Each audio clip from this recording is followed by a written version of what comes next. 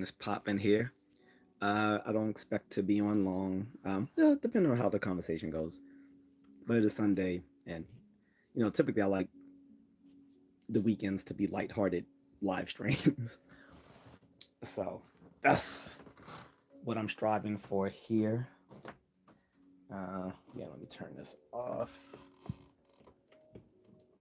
Bam, there we go. And this stream has been brought to you by water. Drink some now. You're watching this on replay. You too. You drink it now. Now.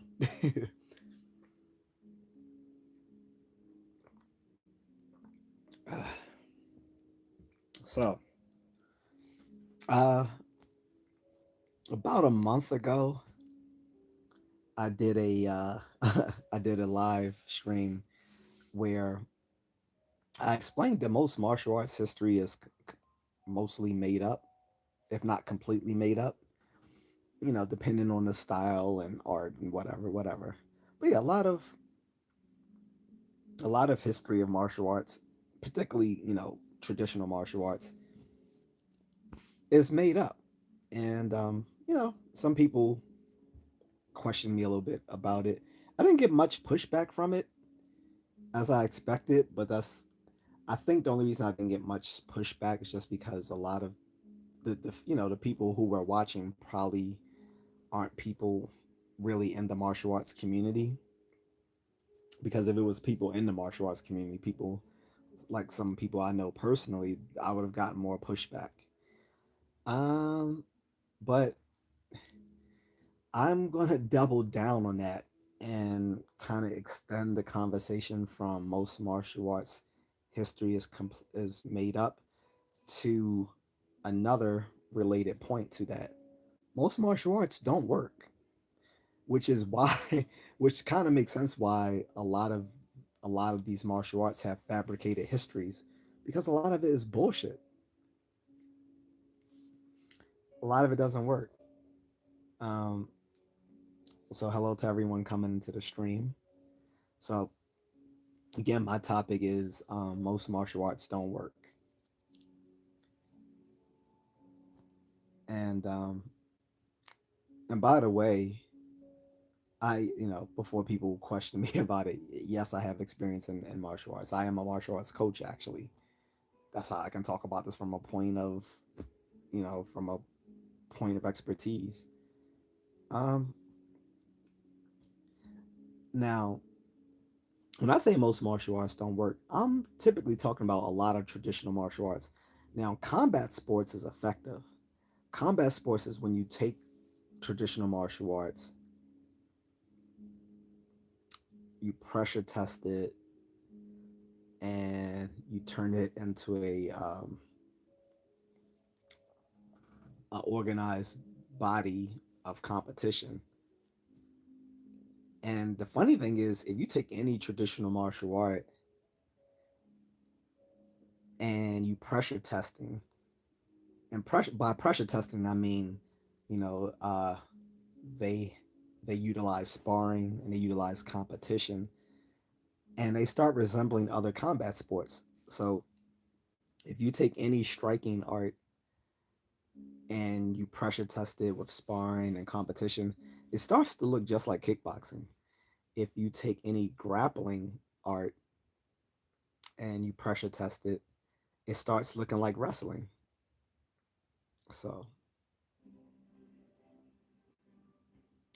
and so that's exactly what has happened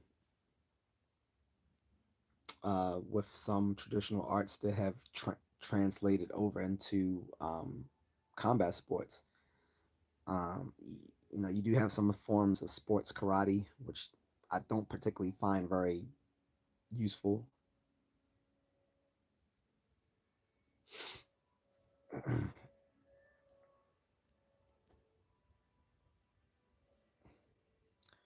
But I'm trying to think of. So yeah, okay. So here's a good example. So classical jujitsu. Um, classical jujitsu was refined by the founder of judo, Jigoro Kano, who who um, who founded judo, and his style became Kodokan judo. Kodokan judo was then taught to the Gracie family in Brazil back in, I believe, the 60s, something like that. And it was this, yeah, I think it was the 60s. And so the Gracie family went on to refine what they were taught in judo, and they concentrated more on the submission techniques, or nawaza, in judo, which is the submission techniques, and further developed it. And then they rebranded it Gracie Jiu Jitsu, and now Gracie Jiu Jitsu has evolved even more into Brazilian Jiu Jitsu, as now it's like a full on competitive sport. And Gracie Jiu Jitsu, which became Brazilian Jiu Jitsu, is also now under the rubric of submission grappling. So it's not just so you'll have different grappling styles all competing in submission grappling, like Brazilian Jiu Jitsu, or traditional, or the more traditional Gracie Jiu Jitsu, or um, or maybe the shoot shoot fighters, if they're still around, the shoot fighters, shoot wrestlers, whatever, and sambo, and catch wrestling, and other forms that people in other styles that might compete in submission grappling. Likewise, with karate, there was, back in, I believe, this again, the 60s. Um, there was some karate practitioners, karatekas, who had invited some Thai boxers from Thailand to give demos and train them in Japan. And so those karate practitioners blended their karate with Muay Thai, taking out like the elbows and knees and low kicks. And no, I think they kept the low kicks in, but they took out the they took out the knees, the elbows, um, and the clinching, and that became the original kickboxing. Like, kickboxing evolved and originated in Japan. Like I said, when some karate practitioners took what they did and blended it with Muay Thai, taking out the most lethal things in some, well, arguably the most effective parts of Muay Thai, the clinch work, the knees and the elbows, and that became kickboxing. Um, Likewise, in China, the uh, Chinese military developed Sanda, which used to be called Sanshou back in the 90s, which is Chinese kickboxing. Now, again, along with that fabricated history stuff we were talking about before, where people, attempted to claim that Chinese kickboxing originated in Shaolin, um, I don't know about that. I believe that it developed with the Chinese military when they blended Muay Thai boxing with classical Kung Fu, and that became Sanda, or formerly Sanshou, Chinese kickboxing. So it, it looks, stylistically, it looks similar to Muay Thai, except, obviously there's a different rule set, because it's based in Kung Fu and not in Muay Thai. But also, unlike Muay Thai and Sanshou, you can go to the ground, which you're not allowed to do in Muay Thai. You're not allowed to go to the ground. You're not allowed to hit someone when they're on the ground either. That would be an automatic point deduction. If you probably do it again, there you you'll probably be disqualified. So, um,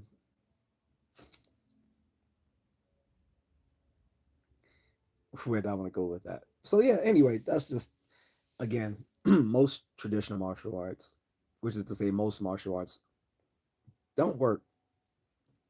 And this is not a revelatory statement here. I mean, Bruce Lee literally said this back in the '60s, which is where he caught a lot of flack. Back when he Black Belt magazine was first up and popping, he was like the most popular person in Black Belt magazine. Probably still is, to be honest. But when he was still living, he contributed a lot of articles to Black Belt magazine, or there were a lot of articles written about him at the time. So he was a rising star even before he became like a popular movie star. And again, like he wrote articles saying so he put it differently. He said, I think he said like 80% of Oriental martial arts is bullshit, and that uh, practicing katas to learn how to fight is like learning is like trying to is like swimming on land. Um, so he made these bold statements way back then, which would have been much more controversial back then than it is now. But even now, there's still a lot of pushback from traditional martial artists who who make up a whole bunch of ad hoc excuses for why their martial arts should still be considered effective. Now, I'm not saying their martial arts is fake. That's a different discussion. Too often there's sort of a misunderstanding where people assume just because a martial art doesn't work that it's fake. And those are two different categories. A martial art, something that is a fake martial art and a martial art that simply isn't effective are two different things. You can have a you can have a so there are plenty of martial arts that are genuine. They just don't work. And Bruce Lee singled out the Asian martial arts in particular. Although there are some Western martial arts that are bullshit too. He just wasn't perhaps privy to all of them, like HEMA. HEMA stands for historical European martial arts, and is is basically a bunch of nerds who start looking at medieval European medieval texts on uh, fighting from different parts of Europe, like Germany and England, France and Spain, and all those sorts of places. And they cobbled together all the information and reenacted um, a lot of the stuff that were in these old medieval manuals. Now, the big criticism about HEMA, or historical European martial arts, is that these people are just basically LARPing. LARP stands for uh, large live action role playing. So a lot of people just accuse HEMA practitioners of LARPing, and it's hard to disagree with them when they do, because again, a lot of the stuff in HEMA is is a lot of the knowledge there is inferential and not direct knowledge when it comes to how these European martial arts actually look like. Like I said, it's based on historical information on European battles and on these European texts that were, people started researching. So if you're looking for a Western counterpart to martial arts that aren't effective, I would definitely say HEMA. Like HEMA would not be useful. HEMA would not be useful in any day-to-day encounter where you might need to know self-defense. It simply wouldn't, unless you're walking around with unless you're walking around with an English longsword, or a dagger, then or a crossbow. If you're not walking around with those things, probably HEMA would not be very effective. But I mean, Bruce Lee was right. I mean, most Asian martial arts are BS. And sometimes the number is different depending on who's like regurgitating what Bruce Lee said. Some people said he said 80%. Some people said he said 90%. It's sort of similar to the people who talk about how many male porn stars are gay. Some say 75%, some say 85%, some say 95%. And this that comes from the female porn stars. Anyway, likewise, the exact number isn't important, just to know that it speaks for almost all of them. I think that's the important takeaway, whether we're talking about 80%, 90%. Most traditional martial arts don't work. And yes, a lot of them are Asian martial arts, but not all of them. Because, like I said, HEMA doesn't work either. Like I said, unless you walking around with an English longsword or dagger or crossbow or a shield or a bolo or a halberd or a spear, like, and no, and to be fair, yes, tech there were empty-handed techniques practiced by these um medieval warriors. However, again, since HEMA practice mostly resembles LARPing, I can't really say that learning empty-handed techniques in HEMA would be more effective than just combat sports. Like, if I were to just give away this whole thing and say, okay, in the live stream, here's the gist, that would be basically, if you want to learn how to fight and defend yourself, take up combat sports. That's basically it. And and when I say combat sports, I mean specifically boxing, kickboxing, and there's many different forms of kickboxing, right? Muay Thai, which is not kickboxing, by the way, it's the pre it's it's where kickboxing shot off from, sort of. But Muay Thai is more, because a lot of people confuse Muay Thai and kickboxing. They're not the same. For one, Muay Thai is both a martial art and a sport, right? Two, it it's a different rule set than most kickboxing styles. Three, you there's you can do more things in Muay Thai that you can't do in kickboxing. For one, again, there's clinch work, which is stand up grappling. You can elbow and knee, and you can low kick. Now, most kickboxing, so American kickboxing didn't used to allow low kicks, and they definitely didn't allow elbows, knees, or clinch work. Now, modern American kickboxing does allow low kicks, some knees, but no elbows. And usually, if they do clinch work, you can only clinch for like a few seconds, and you have to let go, sort of like boxing. Like, just like in boxing, you can clinch up for a few seconds. People usually do that to catch their breath.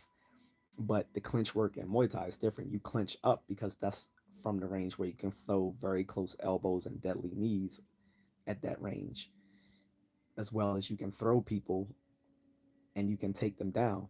And again, in kickboxing, you can't throw people or do takedowns, and you certainly can't elbow and knee them in the clinch position. But then, like I said, then you have kickboxing styles like Sanda, which is Chinese kickboxing, which allows mm, so it allows you to go to the ground, but yeah, it doesn't. As far as I can recall, it doesn't allow the clinch work, which is funny that you can go to the ground in Sanda, but you can't clinch up. So, but anyway, so again, going back to what I was saying about, if you want to actually learn how to fight or defend yourself, you need to take combat sports, modern combat sports, um, which is boxing, kickboxing, Muay Thai, um, Brazilian Jiu Jitsu, sambo, which is which is like a Russian wrestling, but it also incorporates striking in it, or uh, or uh, or catch wrestling particularly. So unless you're taking one of those five modern sports, and if you want to learn how to be effective in weapons, I would say I would add Filipino martial arts to that. But Filipino martial arts isn't a modern combat sport, and it's it's useful for learning how to use either bladed weapons um, or blunt object weapons. What's up, Carlton?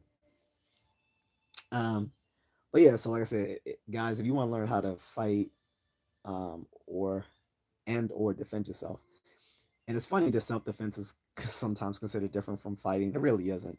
Self defense is fighting. It's just the self defense incorporates more than just fighting. But to be sure, self defense, a necessary component of it is fighting.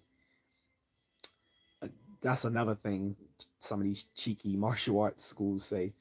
Oh, well, self defense is different from fighting. No, it's not. It's exactly that. But it just incorporates skills, more skill sets than just merely fighting.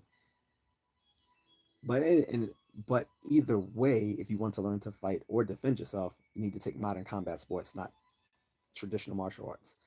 I love traditional martial arts for a plethora of reasons. Fighting isn't one of them.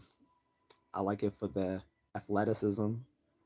Like if you look at something like wushu or taekwondo, is very acrobatic, both of them. Um, if you look at karate, um, there's a certain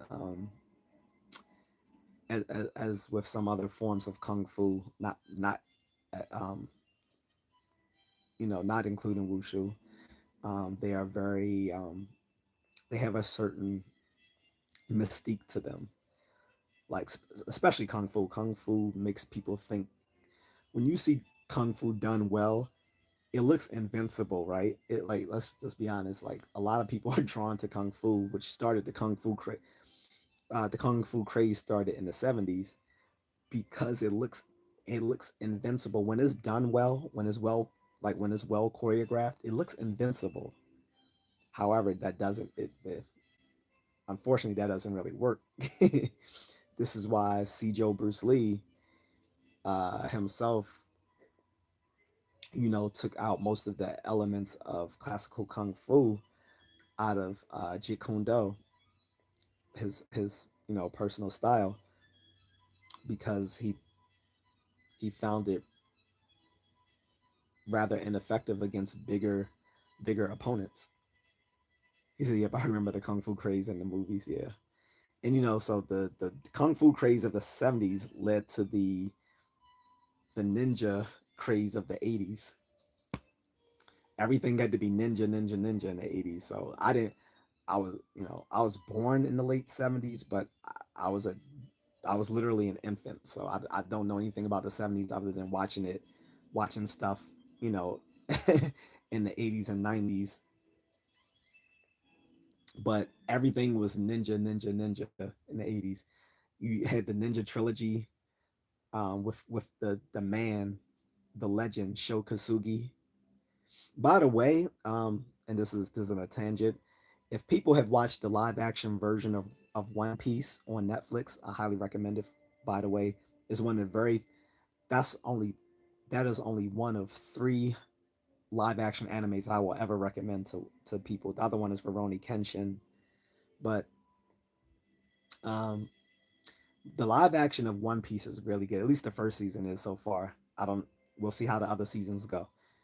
But the guy who who plays the swordman in One Piece, that is actually Sonny Chiba's son. So Sonny Chiba wasn't the guy's real name, but he was in a bunch of movies in the 70s and the 80s. in Japan, and even a few American like low budget action movies. Shokasugi, I think he also has a child that's doing acting and stuff as well. But Shokasugi was in the movies The Ninja, Revenge of the Ninja, and Ninja 3 The Domination. And I remember seeing Ninja 3 The Domination before I saw all the other ones. I just saw this little badass white woman who who inherited this evil ninja spirit just kicking people's asses. And then there was American, not to be outdone, then there became American Ninja with the actor Michael Dudikoff. It went to one, two, three, and four. Actually, I think there was a part five, but I don't remember who starred in part. I don't remember who starred in part five. But one and two was Michael Dudikoff, and three and four was uh, David Bradley, who was awesome back in the day. And Michael Dudikoff came back in American Ninja Four. Then there was American Samurai, which also with David Bradley, which was it was basically like a ninja movie though. And of course, you had Teenage Mutant Ninja Turtles. You had Bloodsport with the fake ninja Frank Dukes. Keep your keep your dukes up. Still one of my favorite movies. I don't even care if the whole movie is based off of a lie and that Frank Dukes was a pathological liar. It's still an awesome movie because when I first saw it as a kid, I never thought it was based on. I didn't take it as real history anyway. But looking at it as an adult and now as someone who's done competitive sports, combat sports, and you look at the so-called records that Frank Dukes um, had in fighting, you're like this stuff is completely unbelievable.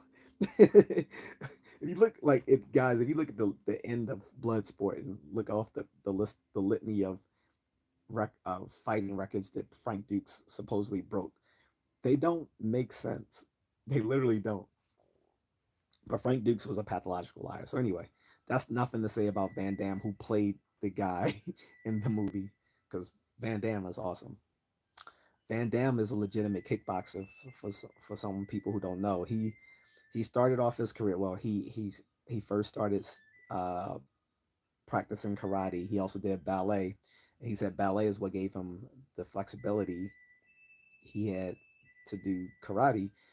And he went on from karate and competed in point karate championships and then in kickboxing.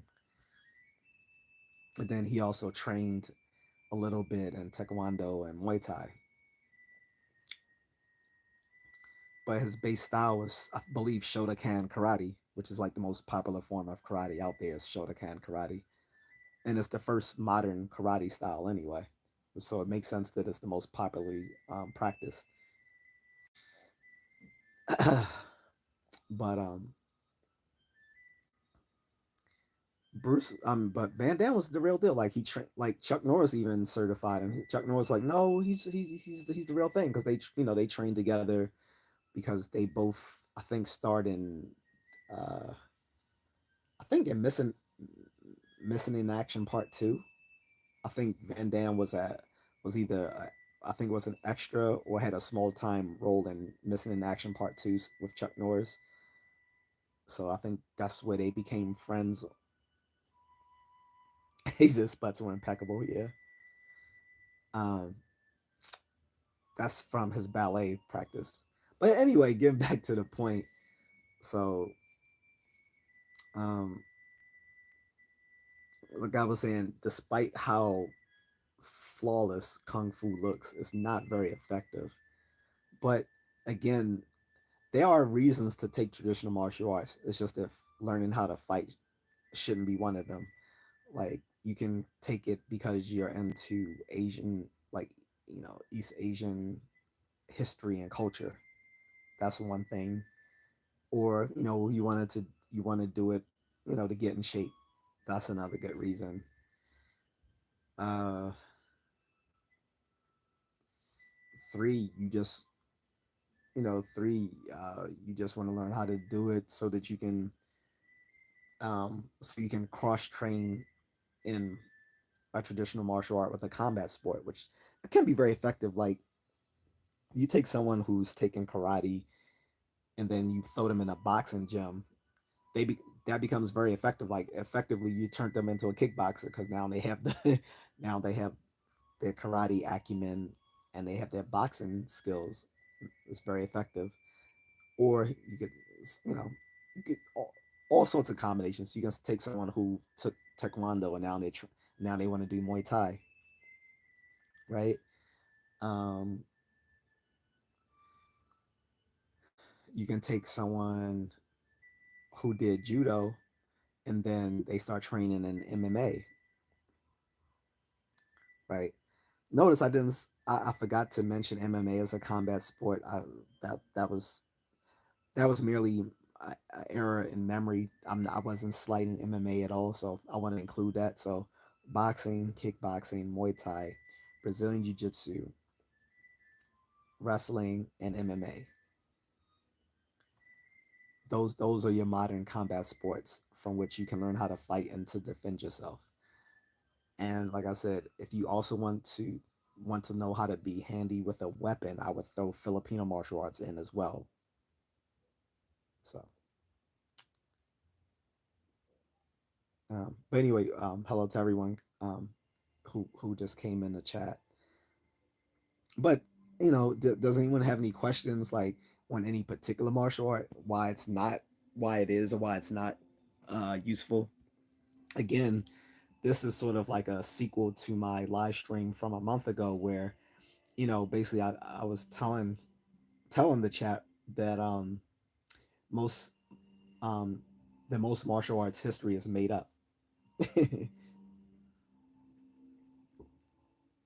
And I don't think most people outside of people within the martial arts community who are you know really into that sort of nerdy stuff, going into the research into Asian martial arts history and stuff like that.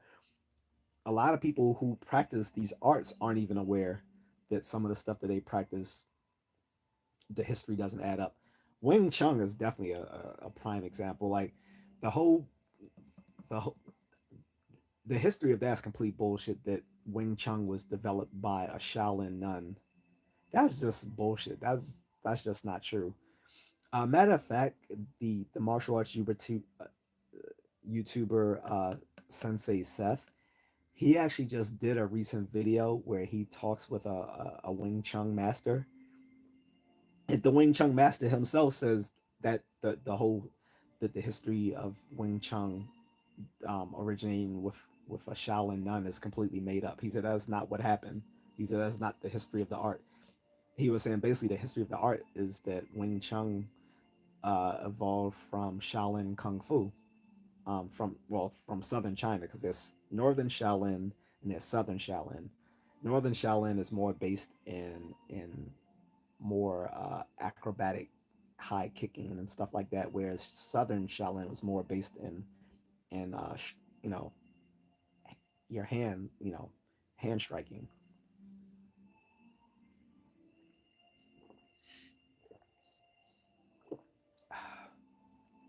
And I believe he said it was he. I think he may have gone on to even specifically say that Wing Chun developed from White Crane Kung Fu, but the whole notion that it was a Shaolin nun that developed Wing Chun so that it could be used by a smaller person, that's just bullshit. that's that's not true.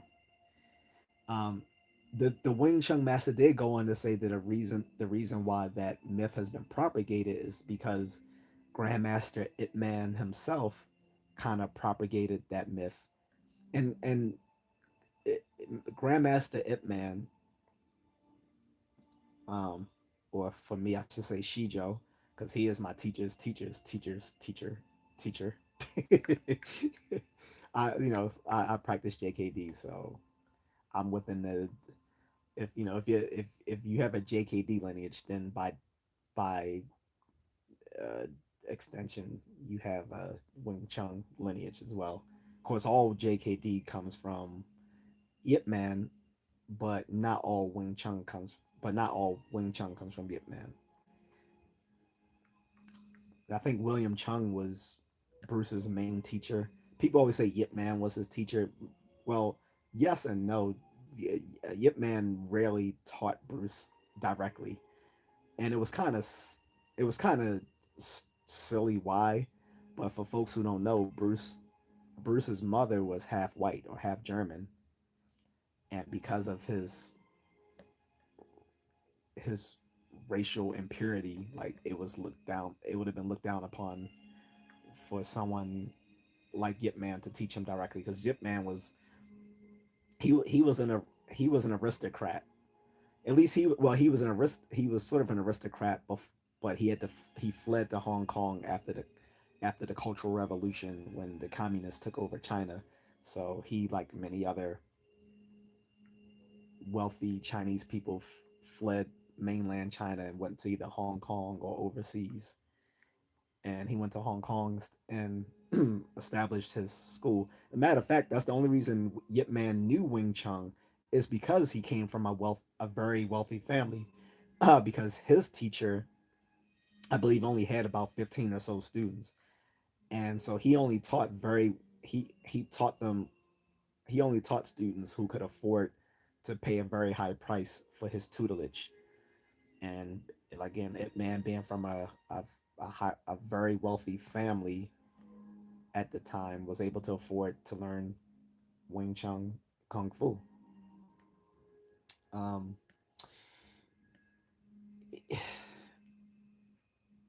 so Ip Man wasn't interested in in the history of Wing Chun's beyond his teacher and the teachings. So whatever he was taught, he just accepted at face value, and that's what he taught his students, like Grandmaster William Chung and people like Bruce and so on. Um, but when you know, of course, someone down the road is going to eventually like question this stuff, and it's usually, and to be honest, it's usually going to be people from the West that's going to question the historicity of certain claims, because most people who come from a collectivist culture don't really care that much about empirical evidence and stuff like that. And it's not because they're it's, how do I put it? It's just cultural values. Like we in the West, we put high value on individualism, um, empiricism, um, freedom, those sorts of things. Those aren't really highly valued in a collectivist culture. So is usually usually the historicity of claims usually comes from people from the West researching these things, just like people who researched the claims about ninjas and samurai and all that sort of stuff, and kind of sussed out a lot of stuff that wasn't true.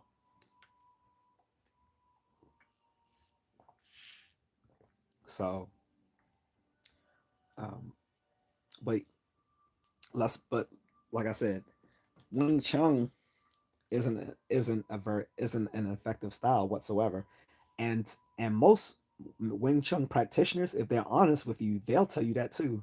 They'll be like, yeah, Wing Chun, they love people. Like I said, some people can love a martial art knowing full well that it's not effective, and it's not, and that's not there's no cognitive dissonance there. It's because they're not learning it necessarily to fight.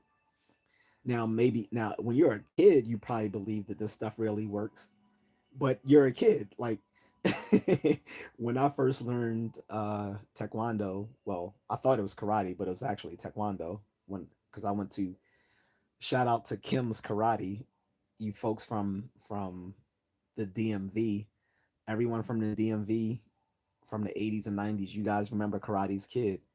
No one's gonna pick on me anymore. So Kim's Karate was actually Taekwondo, obviously. I mean, the guy's name is Kim, JT Kim. but and it was actually World Taekwondo Federation style Taekwondo. They don't like to call it WTF anymore, because now online when people say WTF, they think you're saying what the F. They just call it world. I think they just shorten it now to World Taekwondo. Anyway, that's what we learned. And as kids, we were just excited to be learning kicks and punches and stuff. And we will all get excited when when the instructor, the sensei, well, not really sensei because again it's Korean, so we didn't say sensei. Um, we would say sabonim or whatever. But when the sabonim or whatever, the instructor, we'd be like, "All right, guys, we about to teach you guys a Ninja Turtle move," and we'd be like, "Oh, okay, about to learn some Ninja Turtle shit." Like even at 13, I was still excited. Like, oh shit, we about to, that's what I was here for. Like that's what I was there for. I went to learn some ninja shit. Like I said, the craze of the ninja craze of the 80s extended even into like the into the early to mid 90s before it started kind of fizzling out. And the only reason it fizzled out is just because a lot of the people who were excited about the ninja craze of the 80s became older. But I remember looking through the yellow pages looking for places that taught ninjutsu, and I actually found a place, but it was too far from me, so I took Kim's karate. um, and they taught us Ninja Turtle shit. But yeah, I mean, for a little kid, yeah, traditional martial arts, they don't know that it's not effective. They're just happy to be learning it, and it doesn't even matter because like like I've advised some friends who have kids. They was like, "What's a good style for my kid to learn?" And I told them, I was like, honestly, just take them to whatever's local to you and to whatever's affordable and local to you. I was like, the kid's too young to know what they want to do yet, since they don't know anything about martial arts, and you don't have a particular preference. So I was like, just take them to whatever local dojo is in your neighborhood because that's going to be the most convenient for you. So that's so for any of you who have kids or whatever and you're contemplating taking them martial arts, no, you don't have to put them in a Brazilian jiu-jitsu school or an MMA school or a Muay Thai school. Now, if now if there's one local to you, sure, go ahead.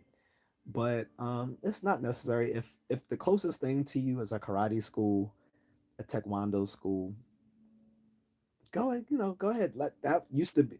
Now the MMA and Brazilian jiu-jitsu schools are starting to outnumber karate and taekwondo, which used to make up most of the strip malls. In most strip malls across the U.S., it used to be mostly karate and taekwondo schools. They're slowly starting to get uh, displaced by MMA and BJJ schools. The problem with that is quantity often comes at the cost of quality. And we're starting to see this. BJJ is starting to become very gentrified. Um, 12 years ago, more than likely, if you were taking BJJ, you competed. Now the majority of people in Brazilian Jiu Jitsu don't compete. Same thing with Muay Thai. Um, you're seeing Taekwondo. I mean, sorry, not Taekwondo. You're seeing Muay Thai gyms pop up all over the place. Sometimes they're embedded within an MMA gym, but you're seeing a lot of people do Muay Thai now, and most of them don't compete. Again, both BJJ and Muay Thai are competitive sports, are combat sports. When you take the sports out of it, you dilute it, and so this is leading to the gentrification of those combat sports. When you gentrify these sports, you take the effectiveness out of them. Once you start seeing these little suburban soccer moms doing BJJ, it's a wrap. Like they're the majority of people who take stuff like Krav Maga because in Krav Maga you don't have to spar, you don't have to compete, but it makes these women think they're the deadliest thing walking until they get a close encounter with a 300-pound, 6'5" man that knocks the shit out of them. Then it, but yeah, um, once you start gentrifying combat sports, it takes the effectiveness out of it. So the way to keep those arts effective is the one are going to places where they still actually compete. Now, most MMA schools do compete, but they allow people to train there who aren't competing. Um, but most of the time, the coaches don't spend a bunch of time with those students who aren't serious about competing. They just learning for the sake of fitness, or to have something, or have something to do, or to make them feel tough that they can defend themselves, right? But it's still, but again, for a little kid, if you're worrying about what take a little kid to go learn, again, just take them to anywhere that's local to you. I mean, even I dislike Krav Maga, but even if it's a local Krav Maga school, fine. Like whatever's local to you. Like kids can't aren't that discerning when it comes to martial arts. Like I said, the very first martial art I took actually was judo when I was 7 years old, and that's because my parents said you had to learn martial arts to learn how to defend myself, and I had to take swimming so I could learn how to swim. I chose judo over karate because I thought judo would be easier, not knowing judo was actually more strenuous than karate. But I thought with karate, I was scared that I would get hurt because of stuff I saw in movies and like kung fu movies and stuff like that in the early '80s. Because this was what uh 80 mm, 85 80 yeah 85, and I think I had just saw the last drag no the, the last dragon came out the year after, I think. So a year into doing judo, now I wanted to do karate because I saw the last dragon. But yeah, again, for a little kid, it doesn't matter. So we're talking adults here, like what they need to defend themselves, or older teenagers.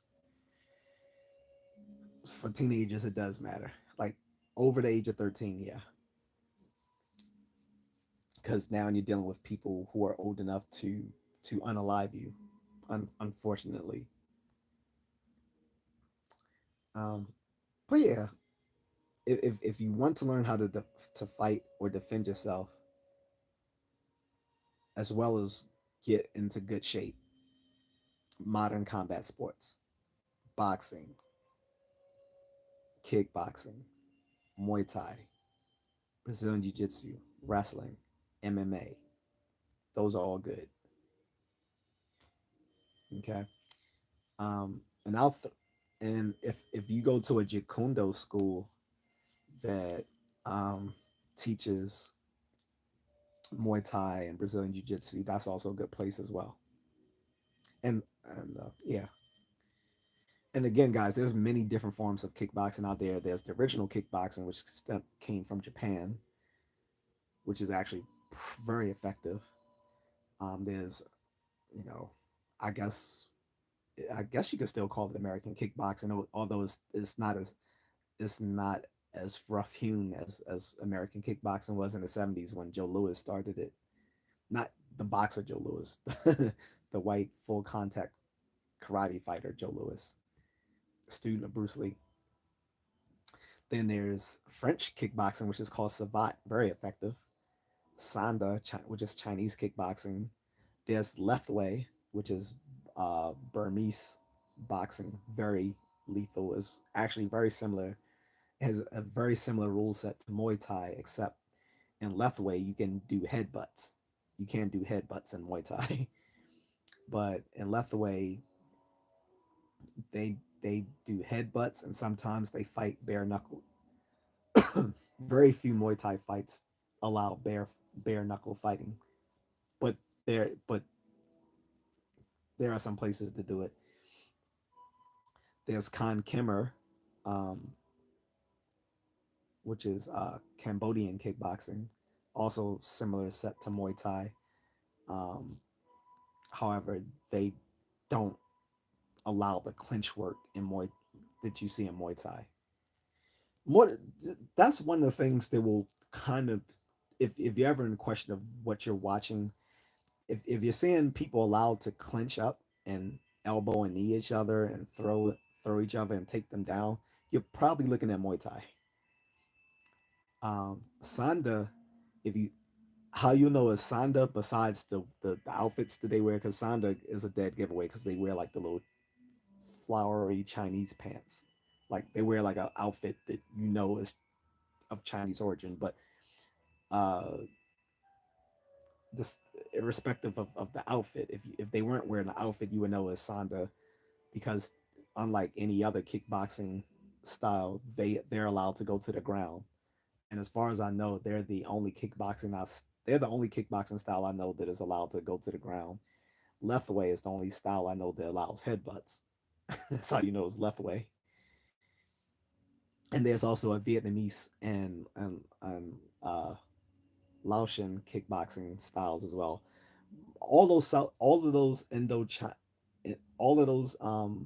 kickboxing styles that come out of Indochina are going to look similar to Muay Thai. So for the non discerning eye, they'll probably just think they're looking at Thai boxing. But there are some differences, but only for people who study that stuff. But kickboxing would be great, really great for most people because despite BJ, despite people who market BJJ as the ultimate martial art and that most fights go on the ground, so you need to learn BJJ, it's not really true. Most fights that end up on the ground, usually the person who goes to the ground is the one who lost. So that's one of the things they don't tell you. Then the other thing they don't tell you is that most of the footage of people fighting on the ground is usually law is usually footage taken from law enforcement and security personnel because it's usually easier to um, arrest someone who's resisting arrest by putting them into a submission first. That's why they go to the ground. But when you look at the footage of people who are just average people who can fight, most of those fights stay upright, and and even more so when one of those fighters is actually trained, it usually ends up in a knockout. That's not to say that BJJ isn't useful and that you shouldn't learn it. You should learn anything you can to protect yourself. But it has been overhyped as the ultimate martial art, and it's just not true. Plus, it leaves you at a disadvantage when you're dealing with a person with a weapon uh, or multiple attackers because Brazilian Jiu-Jitsu doesn't teach you for that reality. Nor does, to be honest, boxing and kickboxing, but you're more likely to be able to defend yourself standing upright against multiple attackers or weapon than you would on the ground, where you're more vulnerable, obviously. Especially rolling, like especially teaching someone to roll without without the reality that someone might have a blade on them is very can be a very costly mistake. So what martial art works best against a YN? Combat's any combat sport. Most YNs can't fight. Have you seen these Negro? Here's the other thing, Carlton. Most YNs got long hair, so just grab them by the hair and hit them. I keep telling people this. I keep telling people um, these little young Ninja Turtles cut the hair off, but they think it's cool wearing dreads. I mean, it's not. First, I'm gonna be honest. Yeah, I just don't like seeing long hair on men anyway. I just don't think it's masculine, particularly in an era where the generation right now has less testosterone than any other previous generations before them, and they all want to wear long hair. And being if you come from an environment where there's a lot of violence, like this whole white, degenerate black community, they need to cut their hair because again, that's if you watch a lot of uh, fight violence footage of violence on the streets, these people with long hair, that's usually the first thing they do is they grab their hair and they pull them down. So that's the easiest thing to do. If you get into a fight with a YN and they got some long hair, just pull them. They're probably going to easily tumble down anyway because they probably got their pants hanging off their ass. Because if you get into a fight with me, I'm not giving you a chance to adjust your pants. That ain't happening. And it's not like us. Like when we were younger, yeah, we sagged our pants, but we wore baggy pants. So at least with the baggy pants, it allowed you more maneuverability. That was the best thing for for someone who knew martial arts was wearing baggy pants back in the '90s because the baggy pants allowed you to kick. Whereas most pants today, I can't kick. Uh, my pants are too tight to kick above the waist, which is just fine because you know the low kicks I would employ would be to chop the leg anyway.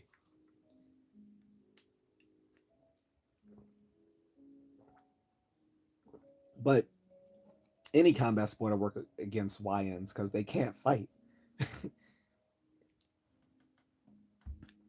Like, have you like you'll know it right away when they in an encounter like instead of fighting they just want to yell and get all in your face. That's just them bluffing.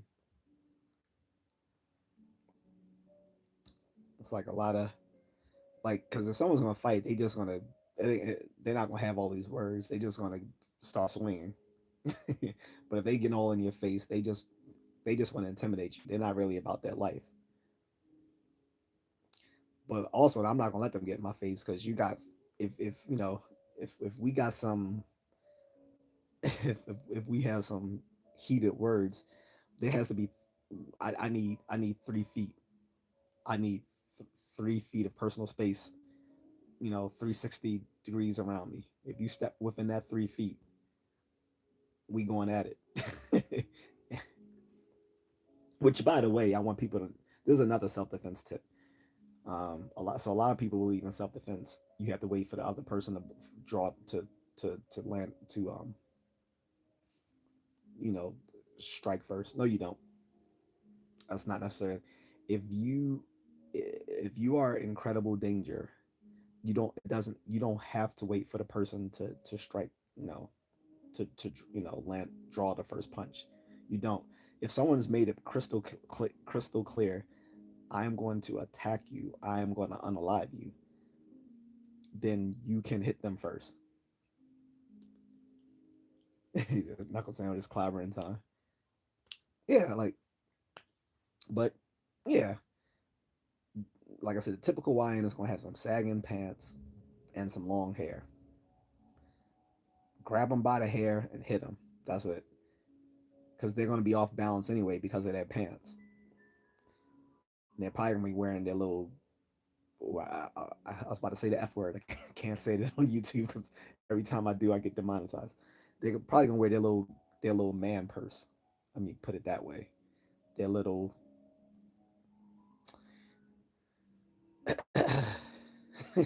their little uh, man. Yeah, walking around their little man purses, their little long braided hair, with their little tight sagging pants. And then again, I think I did this in another video. I was like, when they do throw up their hands into a fighting stance, they either got their hands all the way up here, which I don't know why. Are you gonna land them down like this? Like they've got their hands all the way up like this, or they got them all the way down. Like either way, it's not good. Saying slides, I'll step on their feet. Slides, is that like those like flip flops or like Crocs or something. But yeah, a lot of I, I always dress for the reality of possible violence when I go out, which is why I told my wife, when I'm in the Philippines, I'm not going outside wearing sandals like most Filipinos do. The majority of Filipinos walk around in sandals all day long. And I mean, they can do a lot in sandals. I've seen them play basketball in sandals, like in flip flops. When I'm saying sandals, I mean specifically flip flops. Like I've seen them play basketball in flip flops. I've seen them run in flip flops. I'm like, how are you running and playing basketball in flip flops? Those must be because those must be some strong ass flip flops. I remember the little cheap ones I used to get at the beach, and usually they was snap within like a few days of wearing them.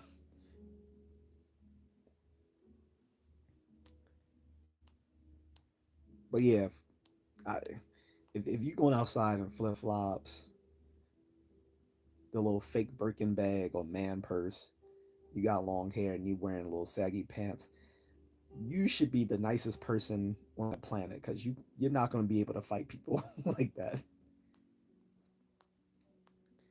Now, some of them do carry guns, so that could be a thing as well. That you should assume most of these YNs have weapons too, though, because most of them do.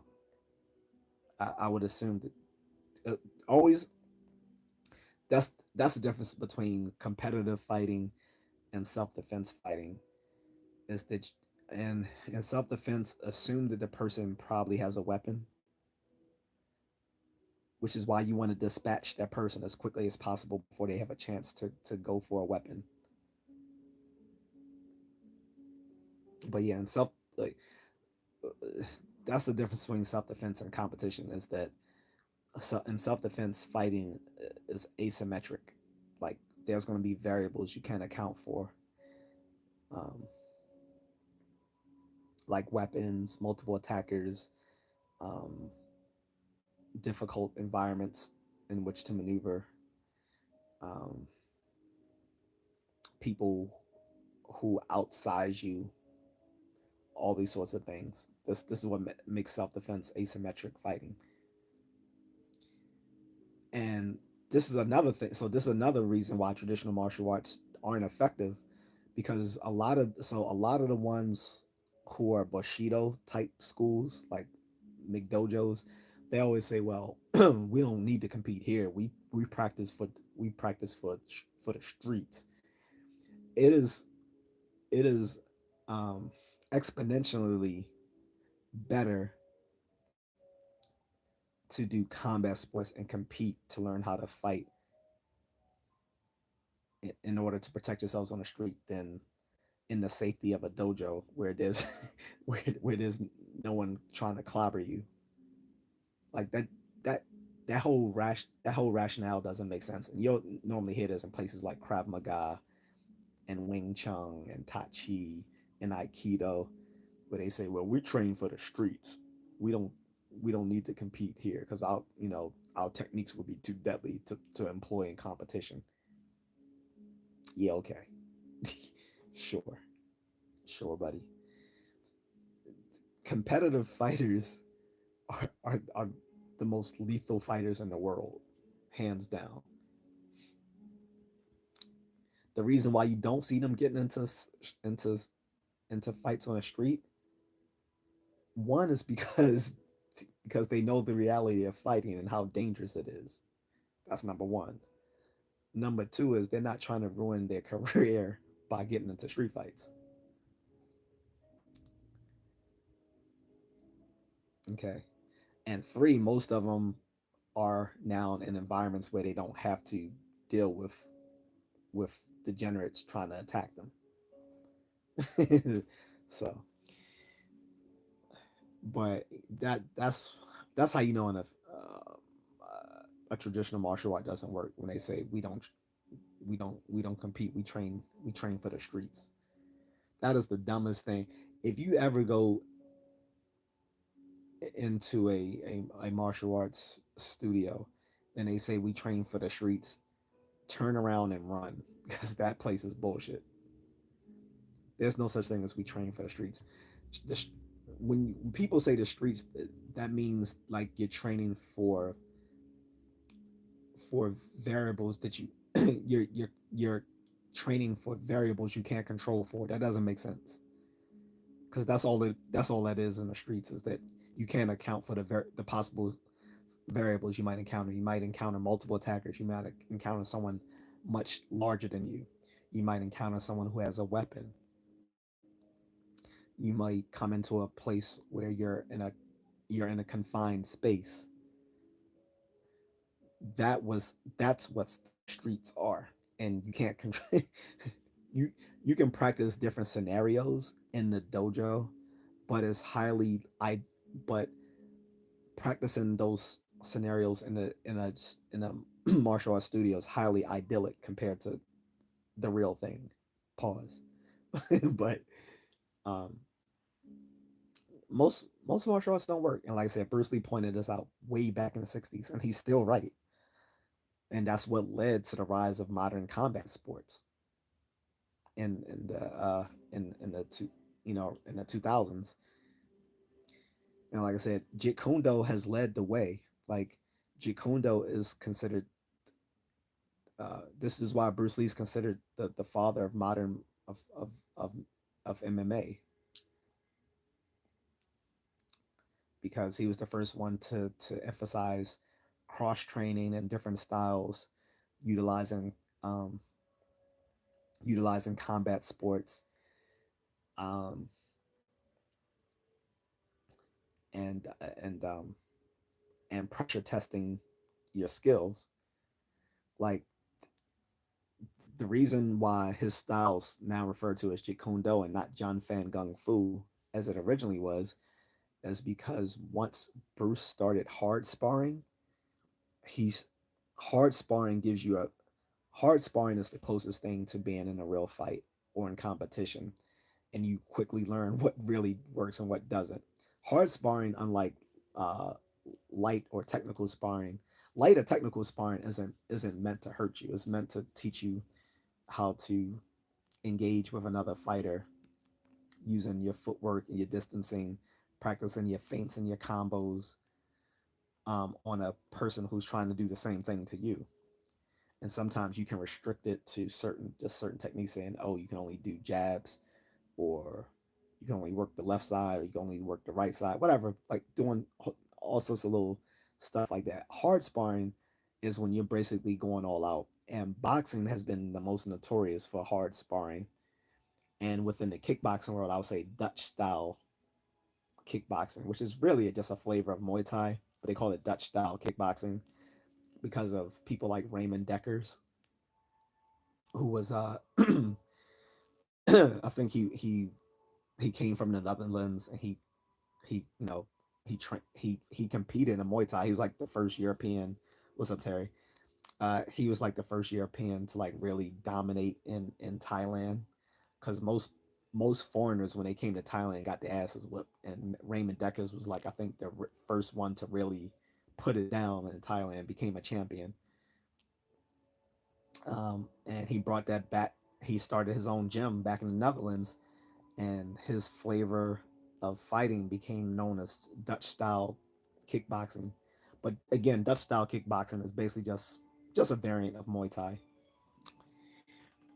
But they're known for a lot of hard sparring,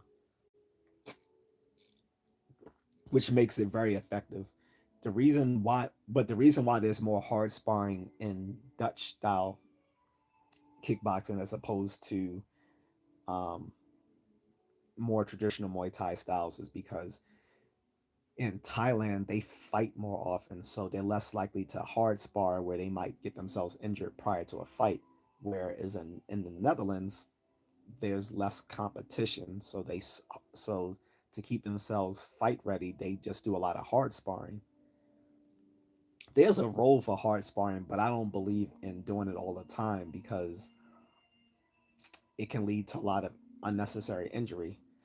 This is why this is why even now boxing is still known more for CTE than MMA is. Like most people think MMA, especially when MMA became big, a lot of people were saying that it was going to lead to a lot of injury and like a lot of brain injury and stuff like that. Boxing still holds the boxing, as far as I know, still holds the record for being the most injurious as far as brain CTE than MMA. Because although MMA employs a lot of you know harmful techniques, they're not all aimed at the head.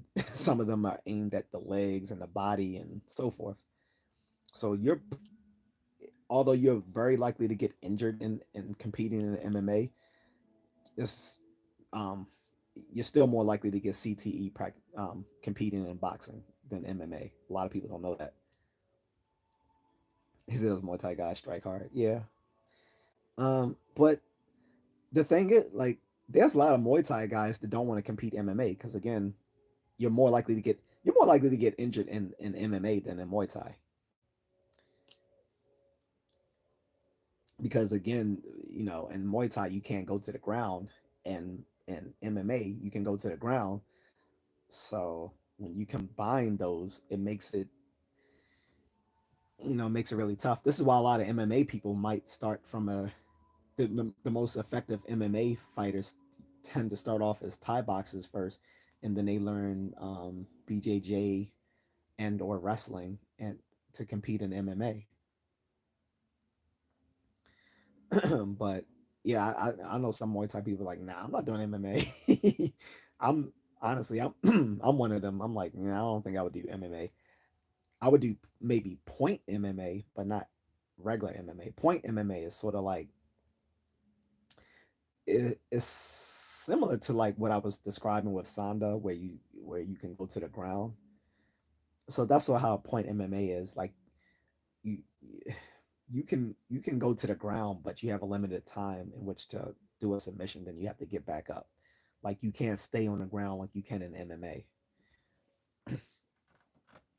which is why they call it point MMA. Like you go to the ground, you get your you get your point trying to put someone in a submission, then you have to get back. You have to return to your feet. Whereas in MMA, if you want, you can stay on the ground as long as you want. So, well, I mean, not as long as you want, but within the time given, you can stay on the ground that whole time. Carlos says, "Do you remember when MMA didn't have weight classes?" Well, that was the original UFC. At that time, that wasn't really. I can't. You can't really. I wouldn't really call that MMA at the time because at the time they were just inviting a whole bunch of people from different backgrounds to compete, and most of that was controlled by the Gracie family. So that's why I didn't like UFC one and UFC two. Looking back at it now, back when it first came out, it was exciting, but looking at it from now, from hindsight, I think it was pretty fucked up because, excuse my French, because they pick and chose who to allow Royce Gracie to fight at the time. Like they didn't really let him fight other grapplers or people who might give him trouble. Like there was a Salvatore of someone who practiced French boxing, Savat. So he was a top contender. They didn't allow him to compete against Royce. There was a top wrestler. He wasn't allowed to compete with Royce. So it was and the rules didn't make sense. Like you, you couldn't wear any you couldn't wear any protective equipment, but if you did, it didn't make sense. Like either like sometimes you could wear protective equipment, sometimes you couldn't. You couldn't grab by the clothes, or sometimes you could grab by the clothes. Whatever was going to give the advantage to Royce Gracie is what they allowed to happen in that particular event. And I was like, yo, this is bullshit.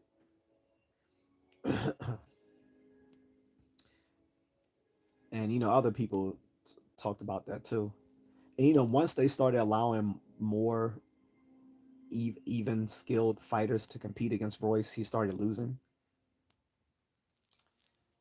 But it that wasn't really MMA at the time because there wasn't a rule set at the time. There was no there was no governing body or rule set given at the time.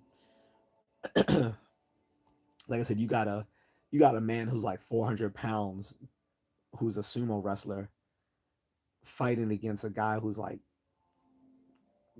maybe 200 pounds at best, in kempo. And it none of it made none of it made sense in hindsight, because in any combat sport you have to allow weight classes, because weight is a deciding factor. This is why you wouldn't allow someone the size of,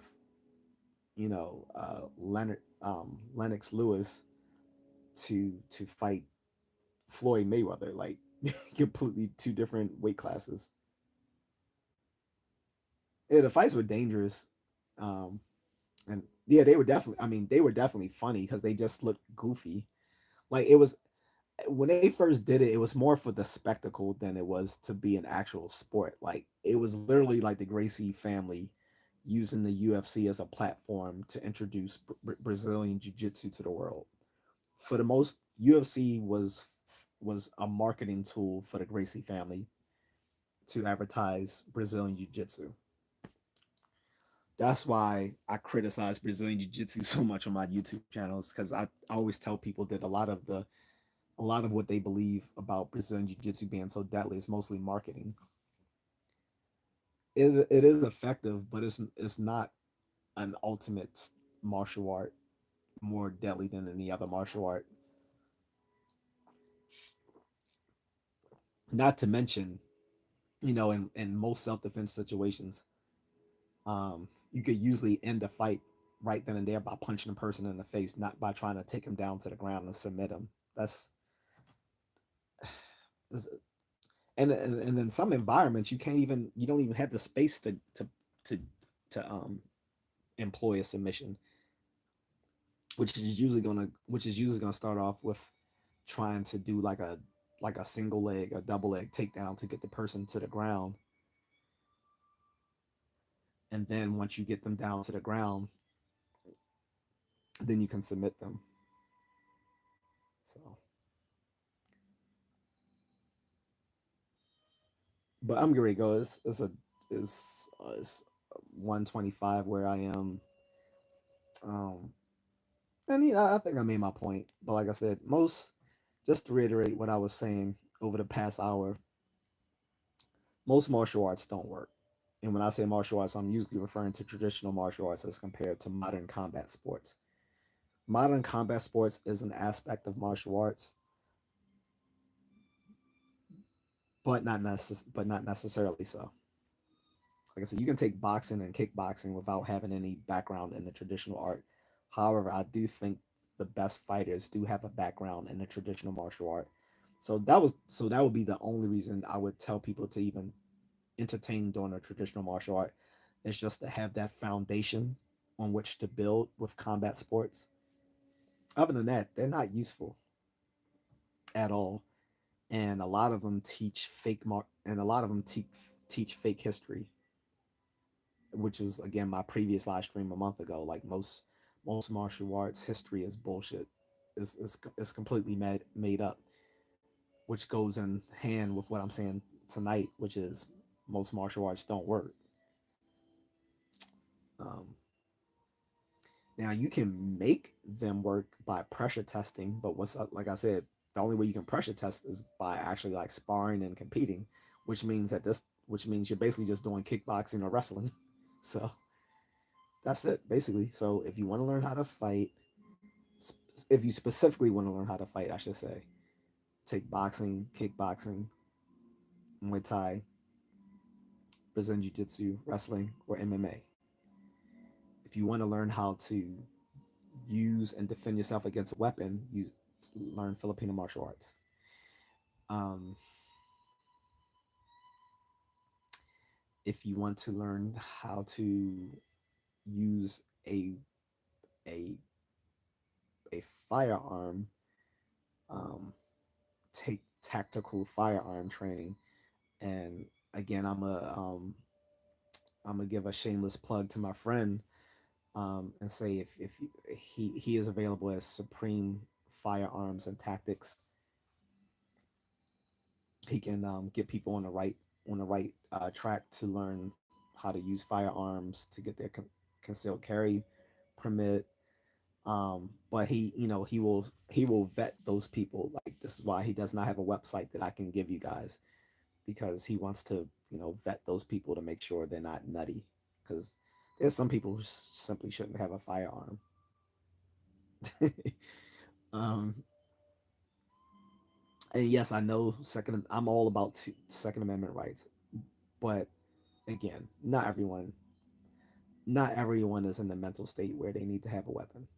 It's which so that which is not contradictory. It's not contradictory to say that we have a constitutional right to bear arms, but at the same time, not everyone is eligible to actually have one. It's the same thing as saying everyone has a right to have children, but obviously some people aren't in the mental place to be able to take care of a child, right? I don't think those are contradictory. So same thing. So you have those. So you got those things. So if you want to learn how to fight, you take a modern combat sport. If you want to learn how to use weapons, you take FM. You take Filipino martial arts, or you take tactical firearm training. Okay. Now, if you're just into East Asian culture and history, sure, you can take a traditional martial art. If you just want to learn how to, some acrobatic kicking skills, then martial arts is your thing as well, traditional martial arts. Or if you want to get a back, if you want some sort of foundation in a traditional style on which to build before you start competing in sports, particularly if you're a younger person, then that's a good reason to do it. Like, I think the best combat sports athletes have a background in the traditional art, which is usually like karate, kung fu, taekwondo, or judo.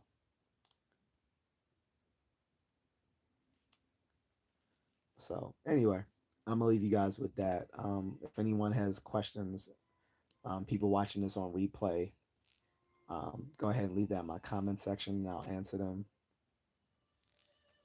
If anyone has any questions here, they can leave them before I go. So I'll give you guys like a like 30 seconds or whatever. If anyone in here on the live chat chat room has questions before I go.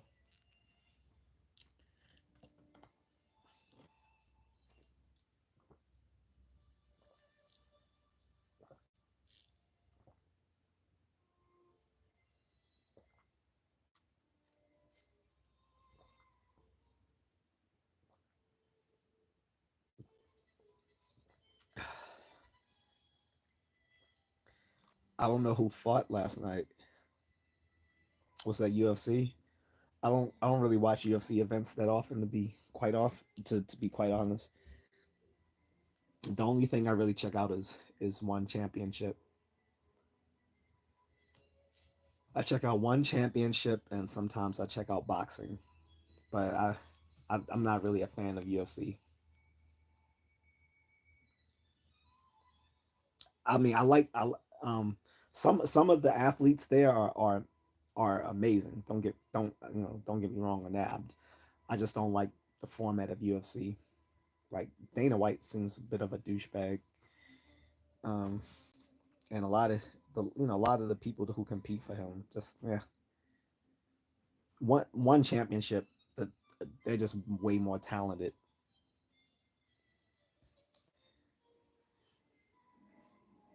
I mean, the UFC has become too much like pro wrestling to me. And if I want to see pro wrestling antics, I'll literally just watch the WWE, or what's the new one on TNT, uh whatever it's called. No, I love MMA, but again, you can practice MMA without ever watching UFC, which is kind of my what I do. Like, I've gone to multiple MMA gyms, but I have rarely watch the UFC fight unless it was like really unless it was like something really hyped up. Oh yeah, bare knuckle fighting. The only bare knuckle fighting championship I checked out was Bukal versus Sanchai. I think that was BKFC. But these are the two greatest Muay Thai fighters ever, Bukal and Sanchai. So I had to watch that. But other than that, I don't watch BKFC either. Um, what one thing I will say about bare knuckle fighting in general, not bare knuckle fighting championship, but bare knuckle fighting events, is that it's actually less damaging than uh than regular MMA. And I know a lot of people are like, well, how is bare knuckle fighting more less damaging than MMA or boxing or whatever? But it's because when you're bare knuckle fighting, there's going to be less heavy blows aimed at the head. Like when you're boxing and kickboxing, you're using weighted gloves. Although they leave less scarring, I mean they so although the wearing these padded gloves allow for less, you know, injury to the face. They allow more brain injuries because you're hitting harder because you're wearing weighted gloves. Whereas a bare knuckle fighting, you're hitting with your bare hands, and when you're bare knuckle fighting, most people do limited head strikes. They're more going to be aiming at the body or the legs.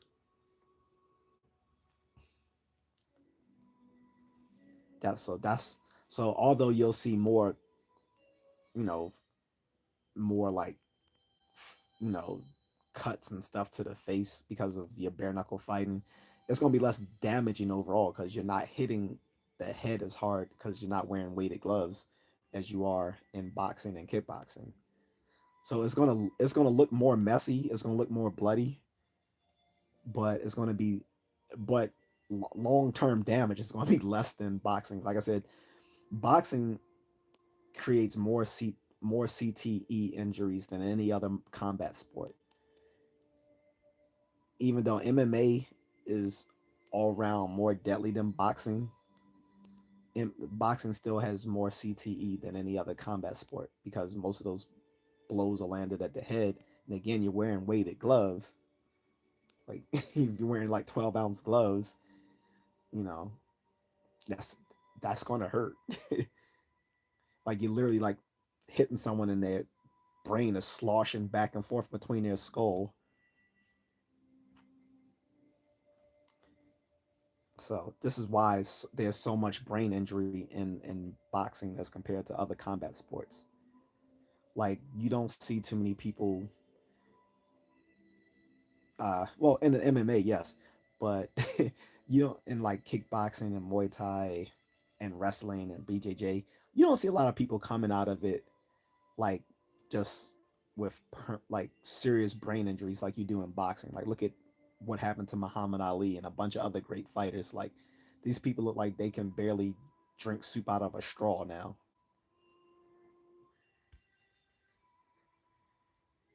He said, well, also small damage buildup causes CTE just as much as heavy shots. Yeah, it's scary. I've had bad brain injuries, makes me worried.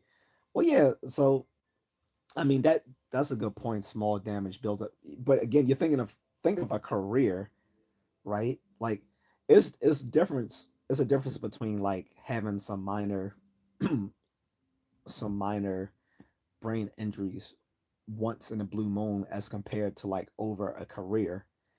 And boxing used to be way worse. Remember, these people used to fight for 15 rounds. 15 rounds. Most Muay Thai usually goes 3 to 5 rounds. Um, Modern boxing goes between like 8 and 12 rounds. When people like Ali and Frazier and all those guys were fighting, they were going 15 rounds. 3 minutes, 15 rounds. That is a war. And they was man, nah, they was slugging it out. Yeah, fifth. You didn't. Yeah, they used to fight. Look, go to ESPN. I don't know if you have ESPN Classic. But if you go to ESPN Classic, where they have all the classic boxing, those were 15-round fights. 15-round fights. So that's why you gotta give it up to these guys. They were legends. Rocky Marciano, uh, Sugar Ray Robinson, Muhammad Ali, Joe Frazier, George Foreman, um, Roberto Duran, Sugar Ray Leonard, Marvin Hagler, uh, Michael Spinks. Like, oh man, was Mike doing 15? I'm not sure when since he competed in the 80s, he might have done 15 rounds. I'm not even sure. To be honest, it wouldn't even matter if it was 20 rounds because most of Mike Tyson's fights ended in the second or third round. People, if yeah, I think you're much younger than I am. So when I was a kid and we used to watch uh, Mike Tyson fights, people used to be pissed off because you know it's all on pay-per-view then, and people didn't want to. People started getting pissed off watching a Mike Tyson fight because they'll usually end within like the first two rounds. So, and I used to joke about that. I was like, I think like I was like around 12 years old, and I was like, man, they ain't worth. I was like, I'll just watch it on repeat. I was like, I'm not asking my parents to get a pay-per-view fight to watch some Mike Tyson fight. It would last like 1 or 2 rounds, man. This is why Nintendo created Mike Tyson's Punch Out because his fights. I, that's why I don't even know if any of his fights were scheduled for 15 rounds because they never lasted to the end. He didn't start fighting all the way till the end until he started. He was not the same fighter he was back in the early 90s when he got out of prison, and he started fighting people like Lennox Lewis and it wasn't George Foreman. What was the other guy?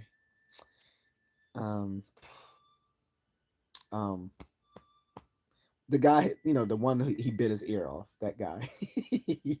um, but yeah, and his early fights throughout the 80s until he not Roy Jones. He fought Roy Jones 5 years ago. They that was just an exhibition fight. Yeah, Vander Holyfield. Thanks, Carlton. Once he started fighting people of his own that actually outweighed, like outsized him, and were just people he had dodged in his earlier career, that's when he started going the full round, the full 12 rounds. So I don't know if in the early 80s he was ever scheduled for a 15-round fight because it never went to the end. Mm-mm, they didn't they didn't fight before the 90s. He didn't fight Evander and he didn't fight Lennox Lewis until the 90s. And to be honest, once he came out of prison, he was not the same fighter he was. That now, which is completely different from Muhammad Ali. When Muhammad Ali came out of jail, he rose back to his prominent height in boxing. Of course, they went to jail for two different reasons. Muhammad Ali went to jail because to he refused to be drafted into the military because he was a conscientious objector to the Vietnam War. Mike went because of his SA case against him. And if like he says to this day he didn't do it, that could kind of fuck you up mentally, that you're in jail for something you didn't actually do for a few years.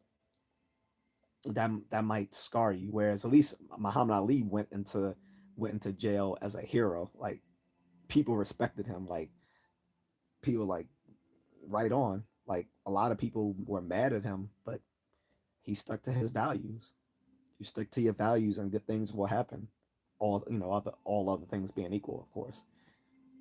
That's what he did. He came back and he fought Joe Frazier. Rest was history. I think was it Frazier? Yeah, it was Frazier. Fought him in Manila, Thriller in Manila, and down goes Frazier. And I believe the first fight he had against Frazier, he lost. The second, and the second one, he won. But this is why Muhammad Ali is Muhammad Ali. Excuse me, Muhammad Ali is known as the goat of boxing. Arguably, it's so also Rocky Marciano because Rocky Marciano was like I believe the only undefeated heavy world champion in the world. But people give it to Muhammad Ali because he had a longer career. Even though he wasn't an undefeated fighter like Rocky Marciano, he had a longer career than Rocky Marciano did. Rocky Marciano, I believe, retired at 41 when he was 41 years old. He was, like I said, the only undefeated world champion, and his persona is what they use for the Rocky movies. Um, but he died, he only died at 45 because of a plane crash. But he retired when he was like I believe 41 years old. But Muhammad Ali had a longer career than he did, which is why he's recognized as the greatest boxer. He said they also called him the greatest because of his out of the ring work, out of out of the ring work. You talking about charity, or you talking about his rope a dope style? Because he's the one that created the rope a dope style. And I mean, even Mike Tyson says if because people like to compare them, and Mike Tyson himself said he was like, if you take me and Ali both at the height of our careers, he said Ali will win. Mike Tyson has said that, and he said that even a long time ago when he was still like the shit. Like he didn't say that as an older man. He said that as a young. He even said it as a younger man. He said nah, man. He said if you take me and Ali at the height of our career, he's like Ali would beat me. Mike Tyson was honest. Oh, because it was charity. Yeah, I get that. I mean, I don't know what Rocky Marciano did in his personal life, but I mean, I'm just comparing like fighting careers. Like he's considered like that's why Muhammad Ali's considered great just because he had a longer, more established fighting career than Rocky. But Rocky Marciano is still a huge inspiration to me. He's the he's actually like the reason why I now run like 7 miles every day because Rocky Marciano used to run at least 7 miles every day, including holidays and weekends. So I do the same thing.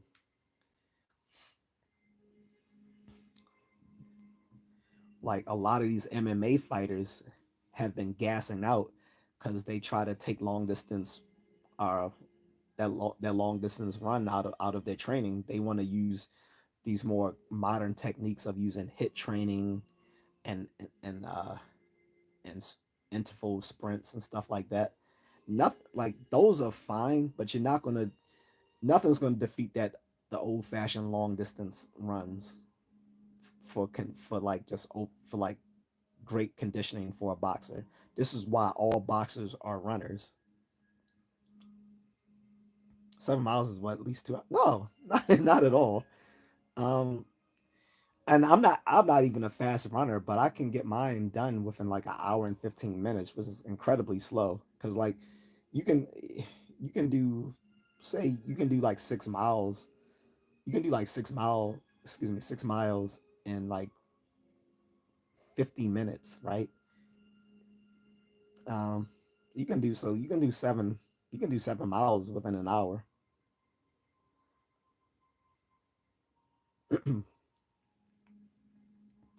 I don't know if you're overseas or not, Romo, but 7 miles is about 11.27 kilometers. In case you need that measurement difference. But yeah, I'm not an incredibly fast runner, so I've done like I've run my 10K in about 53 minutes and some change, which is still pretty slow. But if I add another kilometer to that, it would still be that would still be under an hour. And Carlos said, "That's true. I ran today. That's what's up." He said, "I was thinking about this test I did for firefighting, but I forgot that that was with a heavy pack." Yeah, sometimes I run with a running vest too, which is about this is my Run Max vest. It looks sort of like a tactical vest, but it's just for like running and stuff. Where I can might sometimes do push-ups in it. It's about 22 pounds, and I've still been able to run.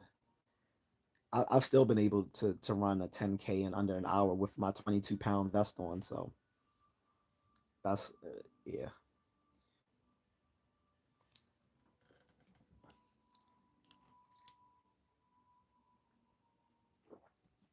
Which, by the way, I don't advise that you should not run long distance in a running vest in a weighted vest.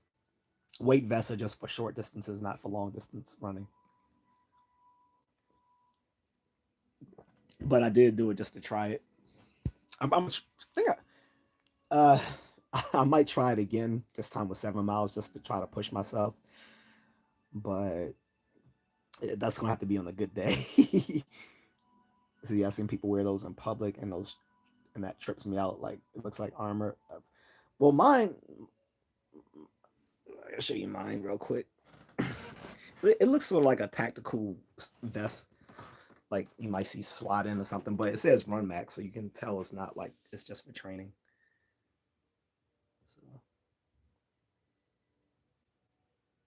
So,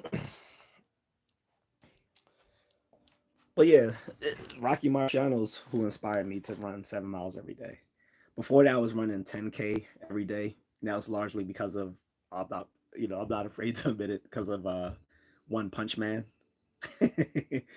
Satama. He's at 100 push-ups, 100 sit-ups, 100 squats, a 10-kilometer run every single day. but but yeah, so I run 7 miles a day, and Rocky Marciano. I don't know how far Muhammad Ali ran when he did his road work, but I know he did. But I know he and all the other like old timey boxers, all of them did distance running as part of their conditioning, and even a lot of boxers still do today. But again, a lot of these MMA fighters try to try to get out of running, which they're doing themselves a disservice because that is a part of your conditioning. Every boxer should be a runner, which extends to MMA fighters. Every MMA fighter or kickboxer also should be a runner. In Muay Thai, there's a saying: "This is no run, no Muay Thai." So every every Thai boxer is a runner. Has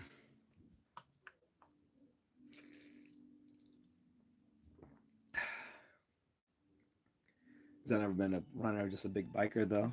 Yeah, I mean that's cool. I mean you're still getting your cardio in, but there's a reason that running is called uh, the king of exercises because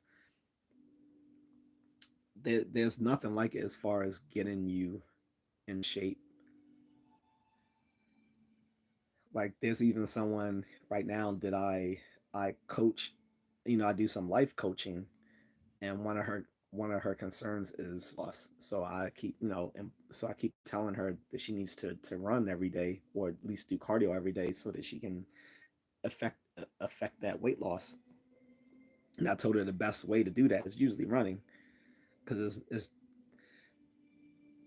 it's more high impact than biking. Like biking is good if you have like bad knees or whatever.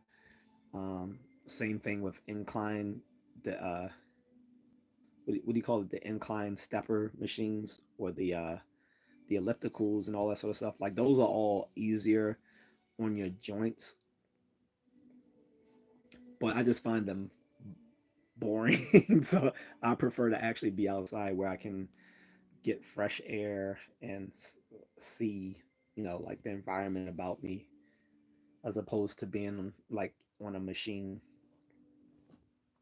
Biking is good though. Like if you're actually outside biking, a lot of people know they need to do it and don't like their lifestyle, but can't get themselves to do it.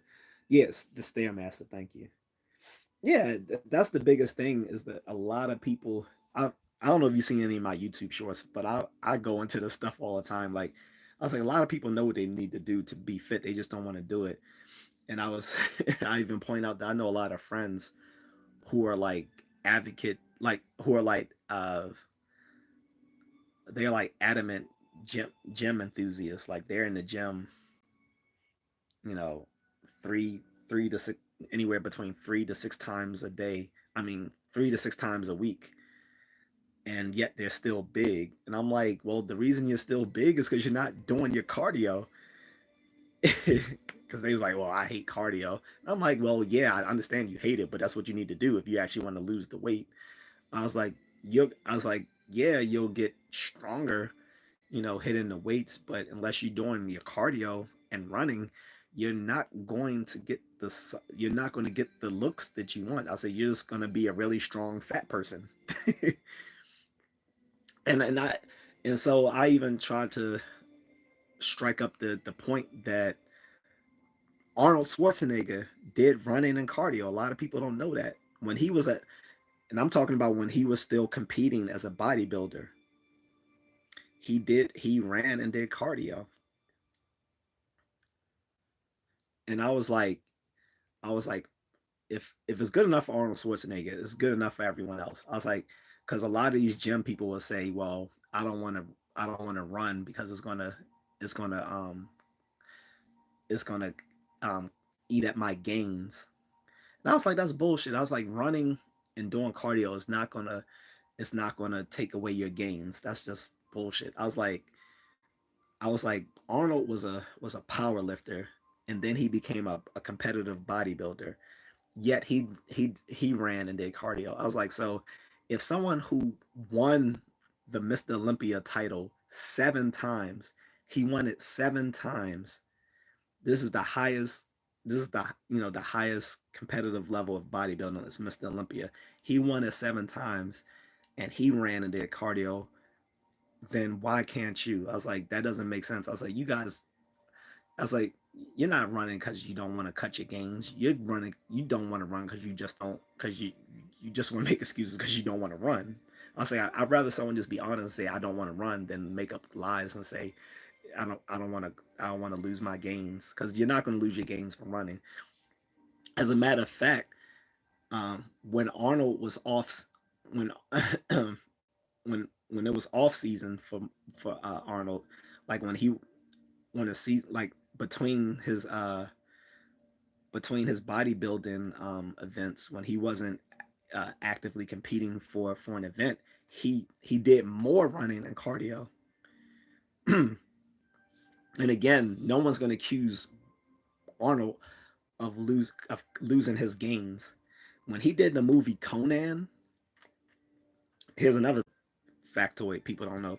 When he did the movie Conan, he actually had to slim down for that role. Look how large his arms were in Conan the Barbarian.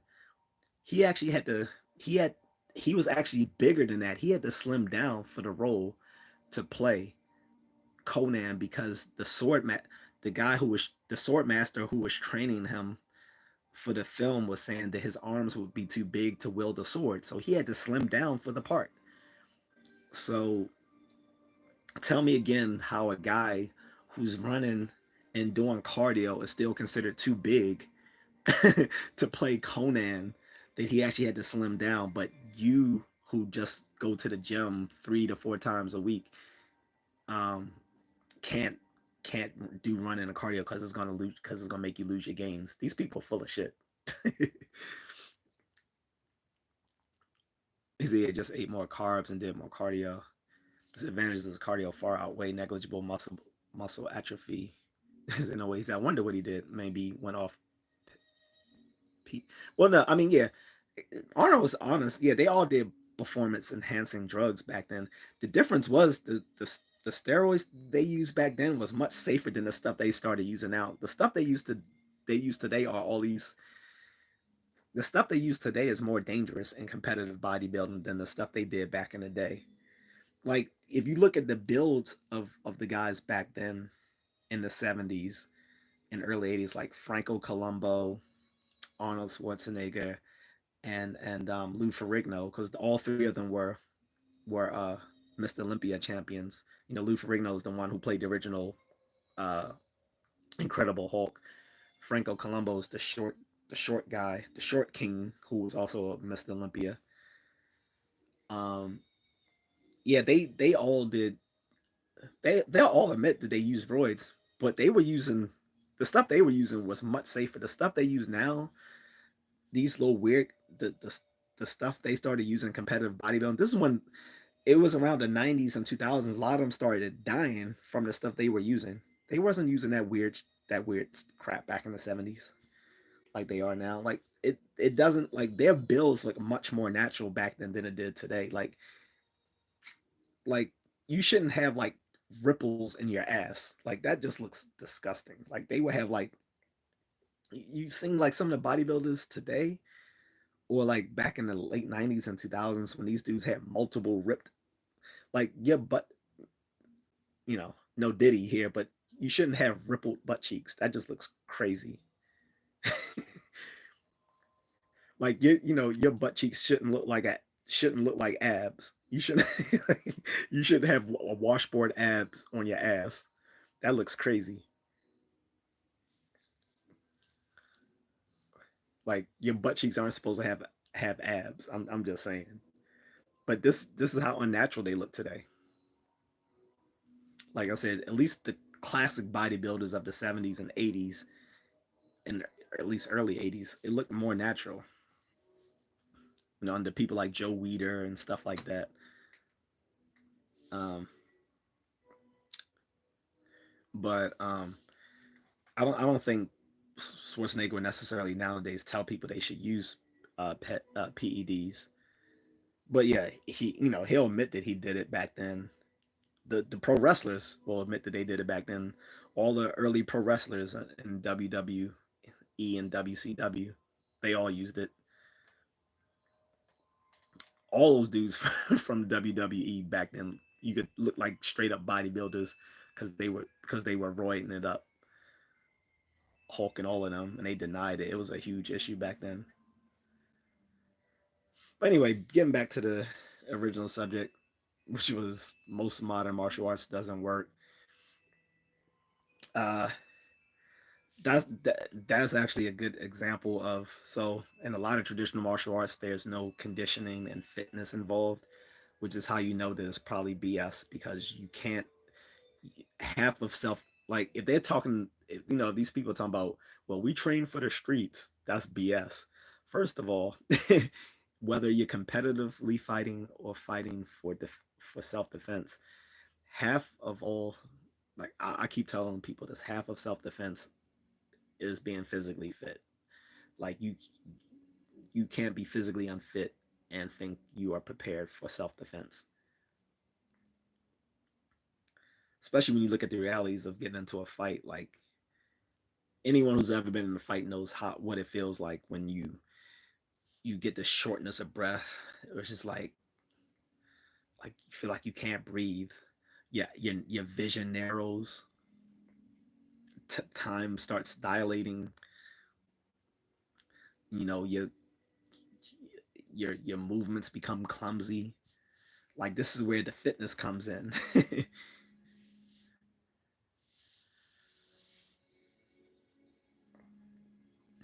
But again, and then I'm gonna end this because I didn't mean to be on this long. So your modern combat sports are boxing, kickboxing, Muay Thai, Brazilian Jiu Jitsu, wrestling, and MMA. And if you want to learn, um, and for weapons, tactical firearm training. There's also Filipino martial arts if you want to learn how to, you know, um, defend yourself against uh, blades and blunted objects. But that's not a modern combat sport. So I don't include that in modern combat sports, but it is something useful if you want to learn how to defend against weapons.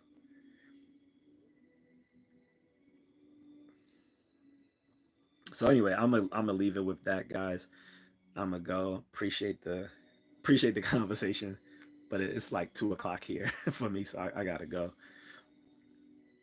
But I appreciate it, Roma and Carlton. You guys check you out later. Take it easy.